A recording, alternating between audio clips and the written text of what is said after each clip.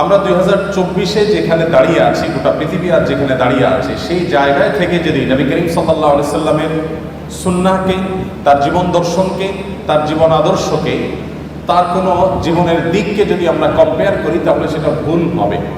কারণ আজকের পৃথিবীতে অনেক কিছু অনেক সহজ হয়েছে, যেটা 1400 বছর আগের পৃথিবীতে ছিল না।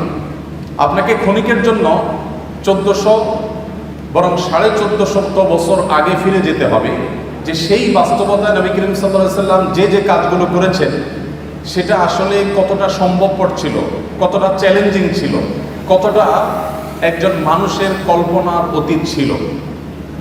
এই জিনিসটি আমাদের নবী করিম সাল্লাল্লাহু আলাইহি সাল্লামের সিরাতের যে কোনো আলোকপাত করার আগে মাথায় রাখতে হবে যে আমরা আজকে 2024 সনের গল্প বলছি না, আমরা গল্প বলছি আজ থেকে 1500 বছর আগে। যেমন ধরুন জ্ঞানের কথা বলি, আমরা এখন জ্ঞানের জন্য গুরুত্ব নিয়ে খুব বেশি ওয়াজ, নসিহত, লেকচার, বক্তব্য দেওয়ার প্রয়োজন হয় না। একজন সাধারণ কৃষক, দিনমজুর, একজন খেটে খাওয়া মানুষ, তিনিও তার সন্তানকে তার জীবনের সমস্ত কিছু দিয়ে হলেও শিক্ষিত করবার চেষ্টা করেন, কারণ তিনি জানেন যে শিক্ষা ছাড়া আজকের পৃথিবীতে কোনো গত্যন্তর নেই।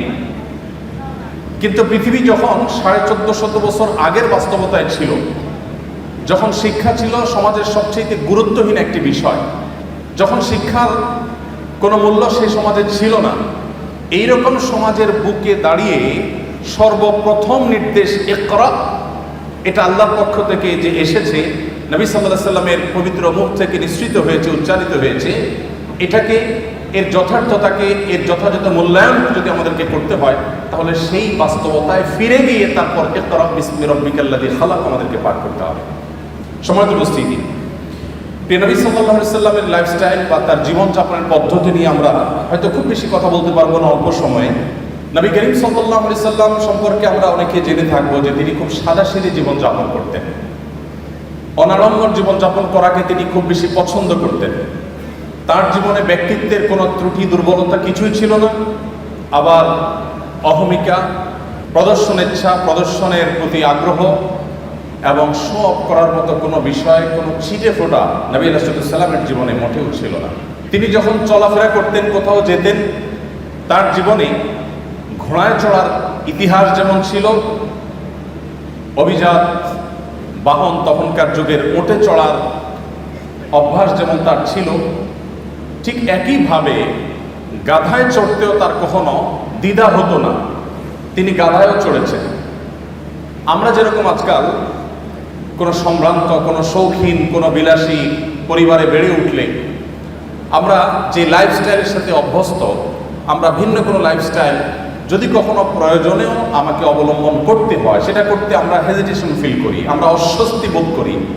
আমাদের নবী করিম সাল্লাল্লাহু আলাইহি সাল্লাম এমন ছিলেন যে তিনি উঠে যেমন চড়তে স্বাচ্ছন্দ্য বোধ করতেন, ঘোড়ায় চড়তে যেরকম তার স্বাচ্ছন্দ্য হতো, গাধায়, যেটা গরিব মানুষদের বাহন, সেটাতে চড়তেও তার কখনো অস্বাচ্ছন্দ্য বোধ হতো না। প্রিয় নবী সাল্লাল্লাহু আলাইহি সাল্লামের সাদাসিধে জীবনযাপনের যে চিত্র, এটা তার খাদ্য থেকে নিয়ে তার শোয়া, তার উঠা বসা, তার কথাবার্তা, তার জীবনের প্রত্যেকটা স্তরে স্তরে আমরা দেখতে পাবো। একটি ঘটনা আপনারা অনেকে হয়তো শুনে থাকবেন। মদিনায় একবার বাহির থেকে একজন আগন্তুক এলেন।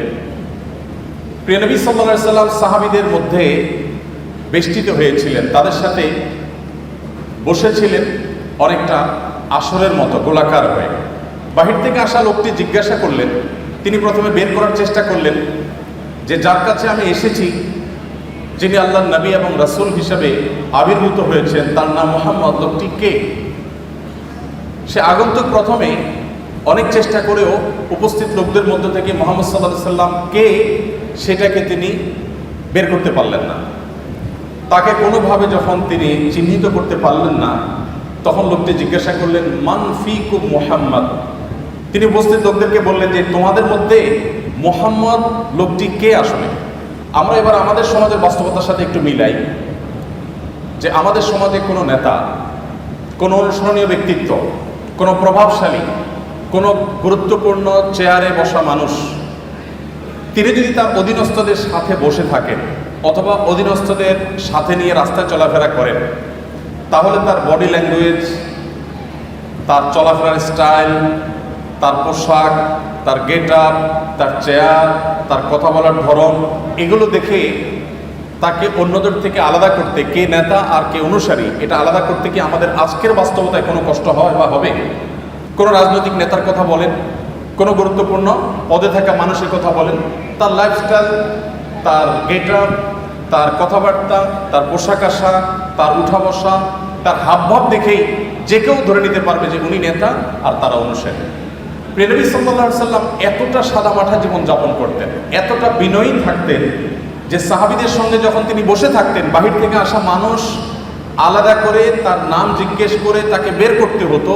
তার বসার মধ্যে বিনয়ের ভাবটা কতটা থাকলে এভাবে তিনি সর্বস্তরের সাহাবীদের সাথে পানির সাথে যেরকম দুধ মিশে যায়, তিনি সেরকম নিজেকে মিশিয়ে ফেলতেন। আমাদের সমাজে আজকাল ব্যক্তিত্বের নামে অহমিকার প্রদর্শনী হয়। আপনারা জানেন, অহংকারকে আমরা অনেকে মনে করি ব্যক্তিত্ব। প্রিয় নবী সাল্লাল্লাহু আলাইহি সাল্লামের ব্যক্তিত্বের যে চূড়ান্ত শেখরে তিনি উন্নীত ছিলেন, সেই ব্যক্তিত্বের অধিকারে পৃথিবীতে আরেকটা মানুষের জন্ম হবে না। আমরা তার ব্যক্তিত্ব নিয়ে যদি আলোকপাত করি, হয়তো অনেকগুলো দৃষ্টান্ত আমরা দেখাতে পারবো যে ব্যক্তিত্ব কতখানি ছিল, কতভাবে তার জীবনও ছিল, কিন্তু তার সেই ব্যক্তিত্ব আজকের তথাকথিত ব্যক্তিত্বের মতো অহমিকা, অহংকার মিশ্রিত ব্যক্তিত্ব ছিল না। আজ আমরা আমাদের অধীনস্থদের অধিকারের ব্যাপারে অনেকে অনেক কথা বলি। আমরা শ্রমিকদের অধিকারের কথা বলি, আমরা গৃহকর্মীদের অধিকারের কথা বলি, আমরা অনেক দুর্বল মানুষদের অধিকার নিয়ে কথা বলি। আর প্রিয় নবী সাল্লাল্লাহু আলাইহি ওয়াসাল্লাম সে সমস্ত দুর্বল মানুষদের ব্যাপারে বলতেন, ইখওয়ানুকুম খাওয়ালুকুম, তোমাদের অধীনস্থ যে ভাই ব্রাদাররা আছে তারা তোমাদের ভাইয়ের মতো, অধীনস্থ মানুষগুলো যারা আছে তারা তোমাদের ভাইয়ের মতো। আল্লাহ তাআলা জাআলাহুমুল্লাহু তাহতা আইদিকুম, আল্লাহ তাআলা তাদেরকে তোমাদের অধীনস্থ করে দিয়েছেন। অতএব তোমরা যা নিজেরা খাও তাদেরকে তা খাওয়াও, তোমরা যা পরিধান করো তাদেরকে তা পরিধান করাও। আজও পৃথিবীতে এমন কোনো মানুষ হয়তো দেখা কঠিন হবে, এমন কোনো মানুষ হয়তো খুঁজে পাওয়া কঠিন হবে যে মানুষ তার অধীনস্থ কর্মী এবং তার গায়ের পোশাক একই রকমের হতে পছন্দ করে। নবী করিম সাল্লাল্লাহু আলাইহি ওয়াসাল্লাম সেটা করতেন। অর্থাৎ তার বিনয় এবং তার ব্যক্তিত্ব, এই দুটির কোনোটির মধ্যে কখনো এরকম কোনো গ্যাপ থাকতো না যে সেখানে কোনো প্রকার অহমিকা প্রদর্শন হতে পারে, অহমিকা প্রবেশ করতে পারে।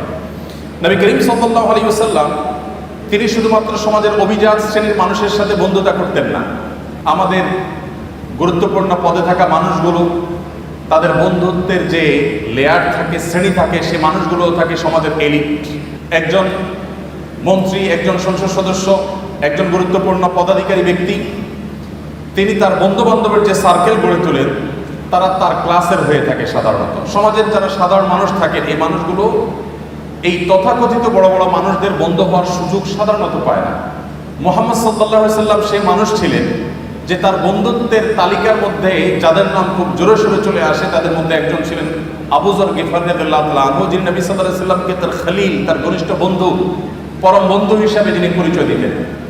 আপনারা জানেন বেলাল হাবশী রাদিয়াল্লাহু তাআলা আনহু, যিনি বাহির থেকে এসেছেন। আরবের মানুষদের মধ্যে যে বাহিরের মানুষদের প্রতি এক ধরনের মানসিকতা তাদের আছে, যে মানসিকতাটা সমালোচনাযোগ্য, বেশিরভাগ আরবের মানুষের মধ্যে সেই মানসিকতা আছে। আপনারা জানেন, তারা বাহিরের মানুষদেরকে অনেকটা মানুষ মনেই করে না। এই রেসিজম তাদের মধ্যে খুব ভয়াবহ আকারে তখন ছিল। সেজন্য নবী করিম সাল্লাল্লাহু আলাইহি ওয়াসাল্লাম সেই ভেদাভেদ তুলে দিয়েছেন এবং তিনি বেলাল হাবশী রাদিয়াল্লাহু তাআলা আনহু, যিনি ইথিওপিয়া থেকে এসেছেন, ইথিওপিয়া থেকে আসা একজন নিগ্রো সাহাবীকে পরম আপন করে নিয়েছেন তা নয়, বন্ধু করে নিয়েছেন তা নয়, তার মুয়াজ্জিন হিসাবে নিয়োগ দিয়েছেন। নবী সাল্লাল্লাহু আলাইহি ওয়াসাল্লামের পরে মসজিদে যার পদ সবচেয়ে গুরুত্বপূর্ণ, সেই ব্যক্তি একজন আজাদকৃত কৃতদাস, বাহির থেকে আসা মানুষ এবং গায়ের রং যার কালো। নবী করিম সাল্লাল্লাহু আলাইহি ওয়াসাল্লামের বন্ধুদের তালিকায় এরকম আরো অনেকে ছিলেন, যার দৃষ্টান্ত দিতে গেলে হয়তো অনেকের নাম আমরা আনতে পারবো। তার যে জীবন যাপনের পদ্ধতি ছিল, তার যে লাইফস্টাইল ছিল, সেখানে আমরা দেখতে পাই তিনি মুচকি হাসতেন, অট্টহাসি সাধারণত দিতেন না। ব্যক্তিত্বের পরিপন্থী হাসি তিনি কখনো দিতেন না, তবে আবার ভাবগাম্ভীর্যটা এত বেশি ছিল না, যার কারণে তিনি স্বাভাবিক যে হাসি, স্বাভাবিক যে হাস্যরস, স্বাভাবিক যে বিনোদন, এগুলো কোনোটির কোনো ঘাটতি তার মধ্যে ছিল না, বরং তিনি মুচকি হাসি দিতেন এবং সাহাবীদের কেউ কোনো হাসির কথা বললেন তিনি হাসতেন। আবার তিনিও এমন কথা বলতেন যেটাতে সাহাবীরা অনেক সময় হেসে উঠেন, কিন্তু সে হাসিটা কখনো অট্ট হাসি ছিল না, দৃষ্টিকটু হাসির পর্যায়ে ছিল না। নবী করিম সাল্লাল্লাহু আলাইহি সাল্লামের যে বাসা ছিল, সে বাসা ছিল এতটাই সাদাসিধে, এতটাই সাদা মাঠা যে আম্মাজান আয়েশা রাদিয়াল্লাহু আনহা একটা হাদিস সহিহ বুখারীতে বর্ণিত হয়েছে, তিনি বলেছেন যে আমরা যে ঘরে আমাদের যে শোবার ঘর ছিল সেটা এতটাই ছোট ছিল যে রাতে নবী করিম সাল্লাল্লাহু আলাইহি সাল্লাম যখন তাহাজ্জুদের জন্য দাঁড়িয়ে তাহাজ্জুদের নামাজ পড়তেন, তখন তিনি দাঁড়ানো অবস্থায় আমি পা লম্বা করে ঘুমোতে পারতাম, শুইতে পারতাম। যখন নবীজি সাল্লাল্লাহু আলাইহি সাল্লাম সেজদায় যেতেন বা বৈঠক করতেন, তখন জায়গাটা এত সংকীর্ণ হতো যে আমার হাঁটুকে আমি গুটিয়ে নিয়ে তারপর নবী সাল্লাল্লাহু আলাইহি সাল্লামকে সেজদার জায়গা করে দিতে হতো। প্রত্যেক রাকাতে এইভাবে আমার নবী সাল্লাল্লাহু আলাইহি সাল্লামকে জায়গা করে দিতে হতো। এত ছোট জায়গা ছিল আমাদের থাকার ঘর। অথচ নবী সাল্লাল্লাহু আলাইহি সাল্লাম তখন মদিনার রাষ্ট্রপ্রধান ছিলেন, তখন মদিনা রাষ্ট্র তার কর্তলগত। আমরা অনেকে কাব বিন আশরাফের বাড়িতে গিয়েছি, আমি গিয়েছি, যে কাব বিন আশরাফ নবী সাল্লাল্লাহু আলাইহি সাল্লামের প্রতি শত্রুতা লালন করত, বিদ্বেষ পোষণ করত এবং তার শাস্তি তাকে পেতে হয়েছে। তার সেই ঘরের ধ্বংসাবশেষ এখনো আছে মদিনায়। তার যে বাসা, সেটার যে চৌহদ্দি বিশাল বড় ছিল, যদিও বেশিরভাগ অংশই ধ্বংসপ্রাপ্ত হয়ে গেছে, কিন্তু তার সীমানাটা বোঝা যায়, কক্ষগুলো বোঝা যায়। যেখানে নবী সাল্লাল্লাহু আলাইহি সাল্লামের সমালোচক এবং তার প্রতি শত্রুতা বিদ্বেষ পোষণকারীদের ঘরের আয়তন ছিল বিশাল বড়, সেখানে মদিনা রাষ্ট্রের প্রধান থাকা অবস্থায় নবী করিম সাল্লাল্লাহু আলাইহি সাল্লামের বাসার অবস্থা ছিল এই। নবী করিম সাল্লাল্লাহু আলাইহি সাল্লামের বাসার মধ্যে মাঝে একটা, তিনি যে ঘরে থাকতেন সেখানে মাঝে একটা রশি জাতীয় কিছু ছিল, সেখানে কাপড় ঝুলিয়ে দিতেন। বাহির থেকে আসা কারোর সাথে পর্দার আড়ালে থেকে তিনি কথাবার্তা সারতেন এবং মিটিং সিটিং করতেন। নবী করিম সাল্লাল্লাহু আলাইহি ওয়াসাল্লাম তার জীবনযাপনের পদ্ধতির মধ্যে আমরা দেখতে পাই যে তিনি নিজের হাতে কাজ করা পছন্দ করতেন। হস্তশিল্প এবং নিজের হাতে উপার্জন করাটাকে তিনি সবচেয়ে বেশি প্রায়োরিটি দিতেন এবং নিজের ছোটোখাটো ক্ষুদ্র কাজগুলো নিজে করা পছন্দ করতেন, ভালোবাসতেন এবং পরিবারকে তাদের কাজে সহযোগিতা করতে তিনি পছন্দ করতেন। দাম্পত্য জীবনে যে স্বামী স্ত্রীর মধ্যে টুকটাক বোঝাপড়ার গরমিল হয়, নবী সাল্লাল্লাহু আলাইহি সাল্লামের জীবনেও এমনটি কম বেশি ঘটেছে। ছোট ছোট ইস্যু হলেও তার জীবনেও ঘটেছে। একবার একজন স্ত্রী উম্মুল মুমিনিন তার বাসায় আরেকজন স্ত্রীর বাসা থেকে একটা বাটি থেকে নবী সাল্লাল্লাহু আলাইহি সাল্লামের জন্য খাবার এলো। কাজের মেয়ে যখন খাবারটি নিয়ে আসলো, যে স্ত্রীর ঘরে তিনি ছিলেন, সতীর সুলভ যে ঈর্ষা থাকে সেই জায়গা থেকে তিনি বিষয়টিকে ভালোভাবে নিলেন না, বরং সে মেয়ের হাত থেকে বাটিটা নিয়ে ছুঁড়ে ফেলে দিলেন। বাটি ভেঙে দু টুকরা হয়ে গেল এবং খাবারগুলো সব নষ্ট হয়ে গেল। যিনি ছুঁড়ে ফেলে দিয়েছেন তার যুক্তি ছিল, আজ নবী সাল্লাল্লাহু আলাইহি সাল্লাম আমার ঘরে থাকবেন, আজকে আমার পালা।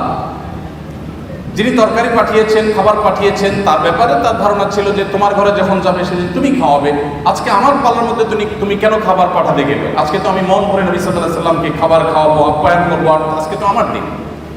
তো এই জায়গা থেকে তিনি ছুঁড়ে ফেলে দিলেন। নবী করিম সাল্লাল্লাহু আলাইহি সাল্লাম নিজে হাতে গিয়ে সে ভেঙে যাওয়া বাটি কুড়িয়ে নিয়ে আসলেন। এরপর হুবহু একই রকমের আরেকটা বাটি বাসায় ছিল, দেখতে অবিকল একরকম। সেই বাটিটা কাজের মেয়ের হাতে দিয়ে নবী সাল্লাল্লাহু আলাইহি সাল্লাম বললেন, তুমি এটা নিয়ে ফেরত যাও, এবং ইশারা দিলেন যাতে ওখানে গিয়ে কোনো কথা না বলা হয়, এখানকার কোনো তথ্য, কোনো ইনফরমেশন, এখানকার যে ভাঙচুরের ঘটনা, এগুলো যেন সেখানে বলা না হয়। তিনি চলে গেলেন এবং তিনি যাওয়ার পর এবারের দৃশ্যটা আমি যদি আমাদের নিজেদের বেলায় আমি প্রশ্ন রাখি যে আমাদের জীবনে যদি এমন হতো যে আমাদের স্ত্রী, আমাদের সহধর্মিনী এরকম একটি কাজ করেছে যে আরেক জায়গা থেকে বাটি ভর্তি তরকারি এসেছে, খাবার এসেছে, এটা ছুঁড়ে ফেলে দিয়েছেন এবং এটা ভেঙে টুকরা টুকরা হয়ে গেছে। ওই মেয়ের সামনে কিছু বললাম না, একটা ভালো বাটি দিয়ে তাকে ফেরত পাঠিয়ে দিলাম। যার কাছ থেকে এসেছে তিনি মনে করলেন যে বাটি দিলাম সেই বাটি তো চলে আসছে, হয়তো খাবার রেখে বাটিটা পরিষ্কার করে দিয়ে দেওয়া হয়েছে, কোনো ঝামেলা হলো না, ভালো কথা। কিন্তু বাসায় প্রবেশ করে ঘরে ঢোকার পর স্ত্রীকে আমরা কমের পক্ষে এইটুকু কথা তো অবশ্যই বলতাম যে কাজটা কি ভালো হলো, এইটুকু কথা তো আমরা অন্তত বলতাম যে তুমি কাজটা কি ভালো করলা, কেন ভেঙে ফেললাম, এটুকু তো বলতাম। নবী করিম সাল্লাল্লাহু আলাইহি সাল্লামের এই হাদিস বর্ণনাকারী সাহাবী এরকম কোনো কথা উল্লেখ করতে পারেন না। অর্থাৎ নবী সাল্লাল্লাহু আলাইহি সাল্লাম একটি কথাও বললেন না, কারণ এখন স্ত্রীর রাগের সময়, এখন কোনো শাসনের সময় না, এখন শুধু সহ্য করার সময়, এখন শুধু সংযমের সময়। যখন সুযোগ পাবেন তখন তাকে যথাযথভাবে নসিহা করা, উপদেশ করা, তাকে বোঝানোর সে কাজটা তিনি করবেন। তো এই ছিল নবী সাল্লাল্লাহু আলাইহি সাল্লামের জীবন। তিনি সংযমী ছিলেন এবং সহনশীল ছিলেন। কেউ তাকে অসংযমী হয়েছে, রাগান্বিত হয়ে গেছে, রাগান্বিত হয়ে কখনো সীমা ছাড়িয়ে গেছে, আল্লাহ, এরকম কোনো দৃশ্য কেউ কখনো দেখেনি। নবী সাল্লাল্লাহু আলাইহি সাল্লাম যিনি জীবনে পৃথিবীর আলো দেখবার আগেই বাবাকে হারিয়েছেন, মাতৃগর্ভে থাকা অবস্থায় বাবাকে হারানোর পর দুনিয়ার আলো দেখার পরপরই মাকে হারিয়েছেন। এর কিছুদিন যেতে না যেতেই একমাত্র আশ্রয় দাদাকে হারিয়েছেন। তার কিছুদিন পর যেতে না যেতেই তার একমাত্র আশ্রয়দাতা চাচাকে হারিয়েছেন। তার সবচেয়ে বড় সান্ত্বনার জায়গা তার সহধর্মিণী খাদিজা রাদিয়াল্লাহু আনহাকে হারিয়েছেন।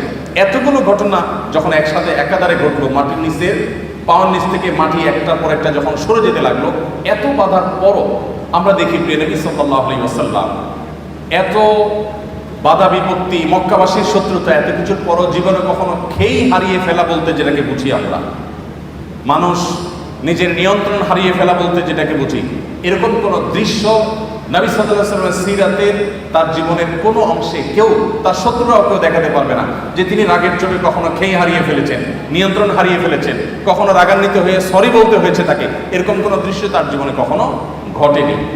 তবে যদি কখনো আল্লাহর কোনো বিধান পরিপন্থী কোনো কিছু হতো, আল্লাহর কোনো আইন, আল্লাহর কোনো বিধানের বিরুদ্ধে কেউ কথা বলতো, সেরকম পরিস্থিতিতে নবী করিম সাল্লাল্লাহু আলাইহি ওয়াসাল্লাম প্রচণ্ড রেগে যেতেন। কিন্তু তার সে রাগ, সেটা কখনো তাকে খেই হারিয়ে ফেলার লেভেল পর্যন্ত নিত না।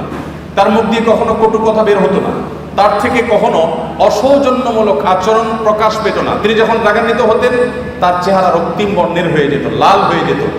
আঙ্গুর যেরকম চিবালে রক্তিম লাল হয়ে যায়, নবী সাল্লাল্লাহু আলাইহি ওয়াসাল্লাম যখন রাগান্বিত হতেন, বিশেষ করে যখন আল্লাহর কোনো বিধান লঙ্ঘন হতে দেখতেন, তখন তার চেহারা মোবারক লাল হয়ে যেত।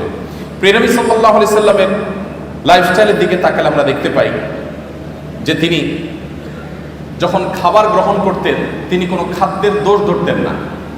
কোনো খাবার তার সামনে এলে পছন্দ হলে খেতেন, আর পছন্দ না হলে তিনি রেখে দিতেন, কখনো দোষ ধরতেন না। কানা নবী সাল্লাল্লাহু আলাইহি ওয়াসাল্লাম লা ইয়াইবু তাআমা কাত্তু, নবী সাল্লাল্লাহু আলাইহি ওয়াসাল্লাম কখনো কোনো খাবারের দোষ ধরতেন না। এই হাদিসের মধ্যে কত্তু একটা শব্দ এসেছে শামাইলে তিরমিজিতে। কত্তু মানে হলো কখনো, তার মানে তার জীবনে কখনো খাবারের দোষ ধরার ঘটনা ঘটেনি। আমরা অনেক মুসলমান আছি, অনেক গুণে গুণান্বিত। আমি জানি না এরকম মুসলমান আমাদের সমাজে কয়জন আছেন। আমরা এখানে যারা আছি তারা কেউ বলতে পারবো কিনা যে আমার এই ক্ষুদ্র জীবনে, ফেলে আসা জীবনে আমি কখনো কোনো খাবারের দোষ ধরি নাই, আমার ভালো লাগছে তো খাইছি, আর না হলে নাই। খাবারের দোষ ধরেন নাই জীবনে কখনো, এরকম মানুষ এখানে আছেন? একজনও আছি আমরা? থাকলে হাত তুলতে পারেন। একজন হাত তুলছেন। আপনি খাবারের দোষ কখনো ধরেন নাই? লবণ কম হয়েছে, এর চেয়ে ভালো হইতে পারত, এরকম কখনো বলেন নাই? মাশাআল্লাহ, তো আপনি তো মহামানব। বসেন। দেখুন, এক এলাকায় একজন হুজুর ছিলেন। এলাকার প্রায় সব বাসায় হুজুরের দাওয়াত খাওয়া শেষ। কোনো মহিলা রান্না করে ওই হুজুরকে খাবার খাইয়ে কখনো শান্তিতে থাকতে পারতো না। প্রত্যেকটা দাওয়াতের পর ওই হুজুর একটা না একটা দোষ বাইর করতেন। হয় এখানে লবণ একটু কম হয়েছে, না হলে ওখানে হলুদটা একটু কম হয়েছে, কালারটা একটু ত্রুটি আছে, কোনো না কোনো দোষ তিনি ধরতেন। সেই এলাকায় একজন শিক্ষিত পুত্রবধূ এলেন বাহির থেকে।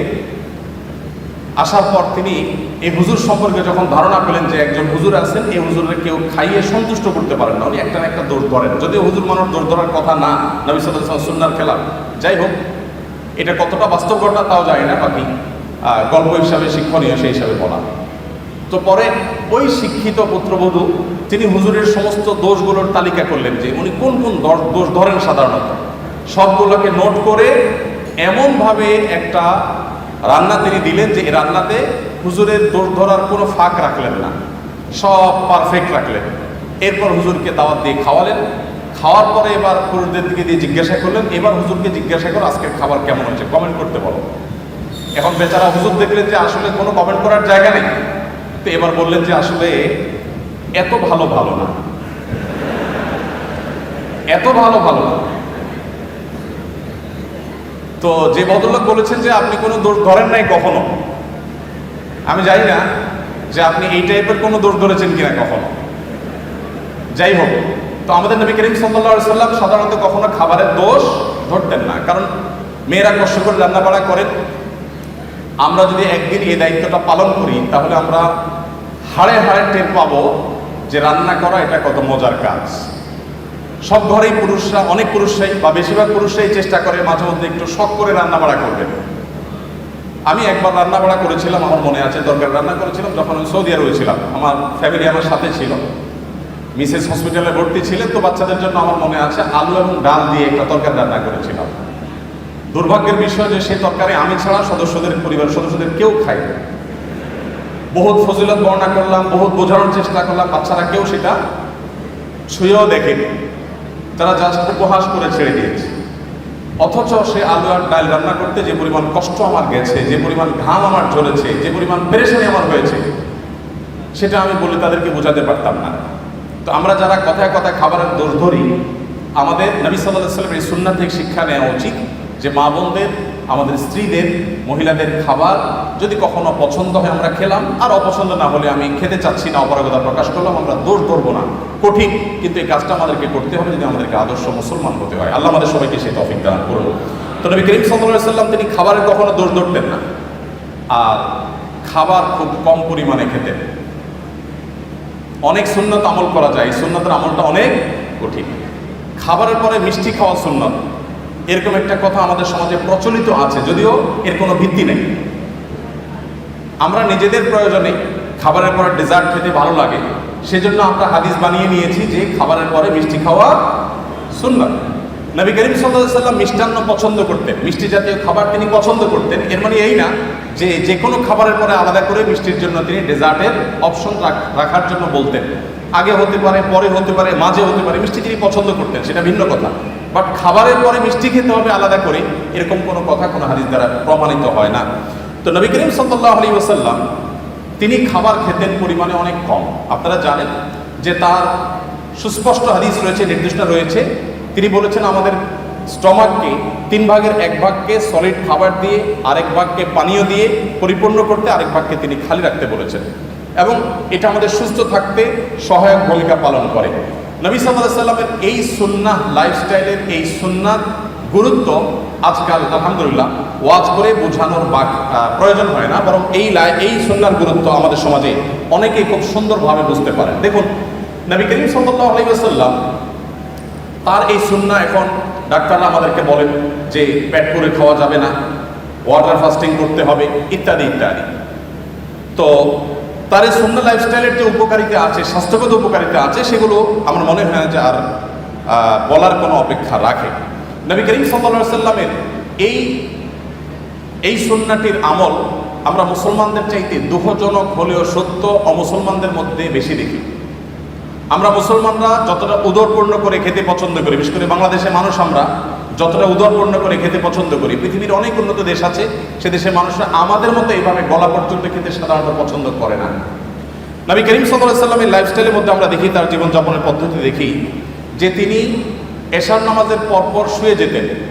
কারণ নবী সাল্লাল্লাহু আলাইহি ওয়াসাল্লাম লা ইয়ানামু ক্বাবলা আল-ইশা, নবী সাল্লাল্লাহু আলাইহি ওয়াসাল্লাম এশার আগে ঘুমাতে অপছন্দ করতেন, এবং এশার পরে কথাবার্তা বলাটাকে অপছন্দ করতেন। নাহার নবী সাল্লাল্লাহু আলাইহি ওয়াসাল্লাম আনিস সামরি বাদা আয়েশা, আমাদের আয়েশা বলেছেন এশার পরে জেগে থাকা, কথাবার্তা বলা, আড্ডা দেওয়া, এটা নবী সাল্লাল্লাহু আলাইহি ওয়াসাল্লাম একেবারে অপছন্দ করতেন। আপনারা দেখবেন পৃথিবীর যে সমস্ত দেশগুলো এগিয়ে গেছে, যাদেরকে আমরা উন্নত বলি, সেরকম দেশগুলোর প্রায় সব দেশগুলোর একটা কমন কালচার হলো তারা দেখবেন রাতে সন্ধ্যার পরপর শুয়ে পড়ে এবং ভোরে তারা উঠে কাজে চলে যায়। আমি যে সমস্ত দেশে যাওয়ার সুযোগ হয়েছে তার সবগুলো দেশে আমি একই চিত্র দেখেছি, ভিন্ন কোনো চিত্র দেখিনি। দুর্ভাগ্যজনক বিষয় যে আমরা বাংলাদেশ শুধু নয়, সমস্ত মুসলিম দেশগুলো, যতগুলো মুসলিম দেশে আমার যাওয়ার সুযোগ হয়েছে, সমস্ত মধ্যপ্রাচ্যের সব দেশগুলোতে প্রায় আমাদের লাইফস্টাইলটা হলো নবী সাল্লাল্লাহু আলাইহি ওয়াসাল্লামের এই হাদিসের এবং এই সুন্নাহর সম্পূর্ণ ব্যতিক্রম বা উল্টো। আপনি দেখবেন আমাদের দেশের কথা যদি বলি, টেলিভিশন চ্যানেলগুলোর সবচাইতে হট এবং সবচেয়ে গুরুত্বপূর্ণ প্রোগ্রামগুলো সব থাকে রাত 9টা, 10টা, 11টা, এই সময়টা সবচেয়ে পিক টাইম, যেটা আমাদের আসলে ঘুমের টাইম হওয়ার কথা ছিল। আমাদের ঢাকা শহর এমনি জ্যামের শহর, কেউ যদি ঢাকা শহরের জ্যামের একেবারে পিক আওয়ার দেখতে চায়, তাহলে তাকে ঢাকা শহরে অফিস টাইমের শুরুর দিকে যেরকম দেখতে আসতে হবে, আবার সন্ধ্যার পর থেকে তাকে ঢাকা শহরে প্রবেশ করতে হবে, তাহলে সে জ্যামের পিক আওয়ার দেখতে পাবে।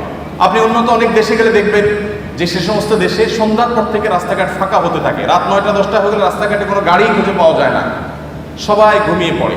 তো নবী সাল্লাল্লাহু আলাইহি সাল্লামের এই সুন্নাহকে তারা ফলো করেছেন, জেনে হোক না জেনে হোক, বুঝে হোক না বুঝে হোক, তার সুফল তারা পাচ্ছেন। আর আমরা ফলো না করে আমরা তার কুফল ভোগ করতে হচ্ছে। বাংলাদেশের যে হেফজোখানা মাদ্রাসাগুলো আছে, এই মাদ্রাসাগুলোর যে সাফল্য মূলধারা মিডিয়াতে সেগুলো কখনো উঠে আসে না। কিন্তু আপনারা জানেন যে পৃথিবীর 100, 110, 20টি দেশের সাথে কম্পিটিশন করে আমাদের মাদ্রাসা, আমাদের দেশের হেফজোখানার ছাত্ররা তারা প্রথম, দ্বিতীয়, তৃতীয় স্থান অর্জন করে তারপর দেশে ফিরে আসে। তাদেরকে মূল্যায়ন করা হয় না যদিও, কিন্তু আমরা জানি যে তারা রাষ্ট্রের তেমন কোনো সুযোগ সুবিধা একেবারেই পায় না। তারপরও এই কোণঠাসময় পরিস্থিতির মধ্যে থেকে তারা গোটা বিশ্বের 100-150 দেশকে পেছনে ফেলে তারা প্রথম, দ্বিতীয়, তৃতীয় স্থান প্রায় প্রতি বছর অর্জন করে আমাদের ছেলেরা দেশে ফিরে আসে। এই যে আমাদের দেশে হেফজোখানাগুলোর যে সাকসেস, তাদের যে সাফল্য, এটার রহস্য কি, সিক্রেট কি?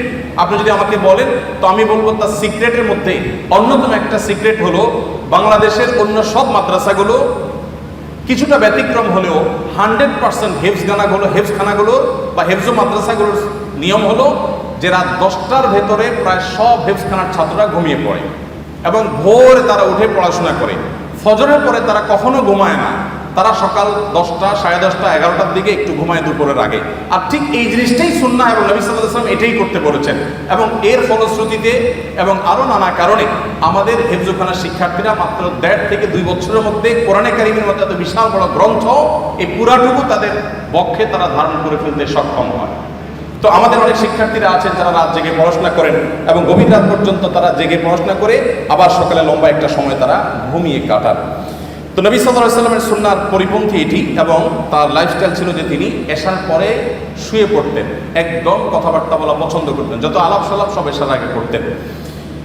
নবী করিম সাল্লাল্লাহু আলাইহি ওয়াসাল্লামের যে জীবনযাপনের পদ্ধতি, তার যে লাইফস্টাইল ছিল, সেখানে আমরা দেখতে পাই তিনি প্রতি সপ্তাহে 2টা করে রোজা রাখতেন, সোমবার এবং বৃহস্পতিবার, আর প্রতি মাসে 3টা করে রোজা রাখতেন, চাঁদের 13, 14, 15।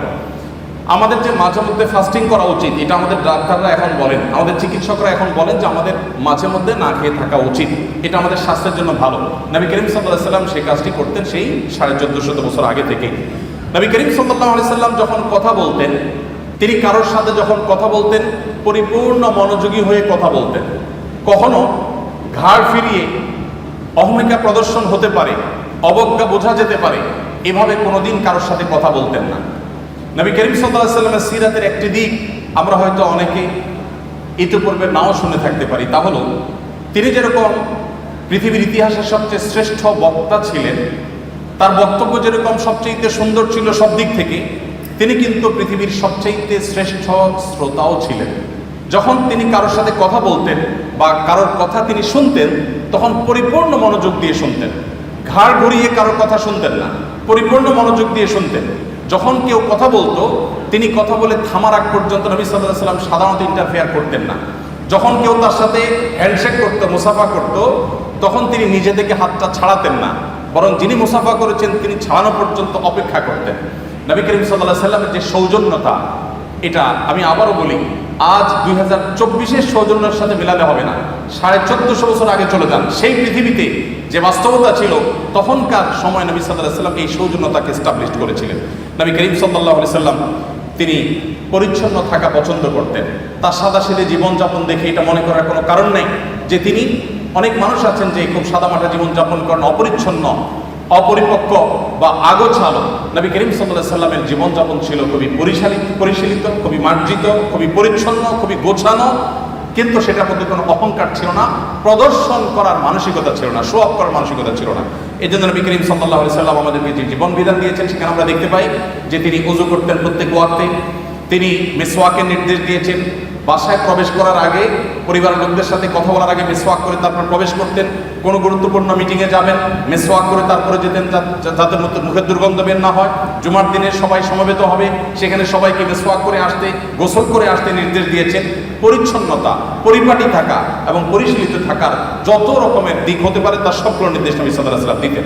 নবী করিম সাল্লাল্লাহু আলাইহি সাল্লাম তিনি ভাব গাম্ভীর্যের কোনো কমতি তার ছিল না। তিনি বলেছেন, নুসরিতু বির-রু'ব, আল্লাহর তরফ থেকে ভাব গাম্ভীর্য দিয়ে আমাকে সাহায্য করা হয়েছে। তাকে দেখে দূর থেকে অনেক তার শত্রুরা পর্যন্ত তার কাছে মাথা নত করতে বাধ্য হতো। তার ব্যক্তিত্বের যে আভা তার চেহারায় ফুটে উঠতো, এটা দেখে এটার কাছে বহু অমুসলিমেরা হার মেনেছে এবং সারেন্ডার করেছে। তার এই ব্যক্তিত্ব যেমন ছিল, আবার পাশাপাশি তিনি রসিকতাও করতেন, সাহাবীদের সাথে বিবিধ সময় হাস্যরস করতেন, এমন কৌতুক করতেন যে সবাই হেসে উঠতো, সবাই আনন্দ পেত। এবং তার সেই ব্যক্তিত্ব, তার সেই ভাব গাম্ভীর্য আজকে আমাদেরকে যেরকম ভাব গাম্ভীর্যের কারণে অনেককে অহংকারী করে তোলে, এটা তার মধ্যে ছিল না। আল্লাহ রাব্বুল আলামিন তার জীবনের এই সমস্ত ভালো দিকগুলো দিয়ে আমাদের জীবনকে আলোকিত করে আমাদের এই জীবনকে দুনিয়াতে সাফল্য মণ্ডিত করুন এবং আখিরাতে আমাদের সবাইকে আল্লাহ জান্নাতুল ফিরদাউসের অধিকারী হওয়ার উপযুক্ত হওয়ার তৌফিক দান করুন। আল্লাহ রাব্বুল আলামিন প্রিয় নবী সাল্লাল্লাহু আলাইহি সাল্লামের জীবন আদর্শকে আমাদের জীবনের অবলম্বন হিসাবে গ্রহণ করা, তার সুন্নাহকে অনুসরণ করার তৌফিক দান করুন।